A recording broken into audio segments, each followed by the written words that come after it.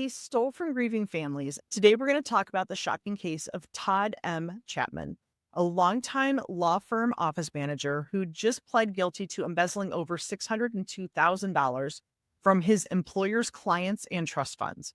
You'll see how the scheme worked, warning signs no one spotted, and how every business owner can protect themselves. Chapman had been the firm's office manager for about 30 years. From roughly 2016 to 2022, he used that trusted position to write unauthorized checks from both the firm's accounts and clients' trust accounts, transferring funds to himself. He didn't just take random dollars.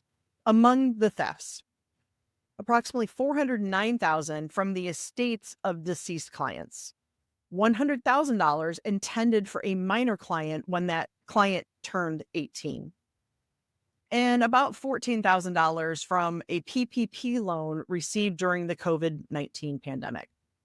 He used various methods to cover his tracks: forging signatures, creating false documents, funneling money through operating accounts, and even making false statements under oath. Chapman pled guilty to bank fraud on August 18th, 2025.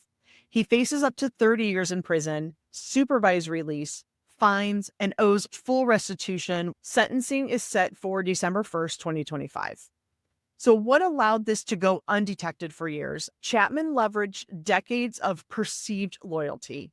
Because he handled day-to-day finances, few outside the firm saw red flags.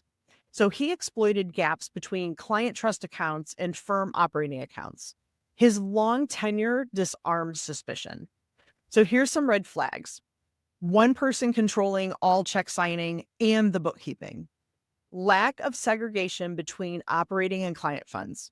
No regular external audits or reviews. Missing oversight on client settlements. And unexplained personal lifestyle shifts. So what are some tips for prevention or detection? Always separate the roles.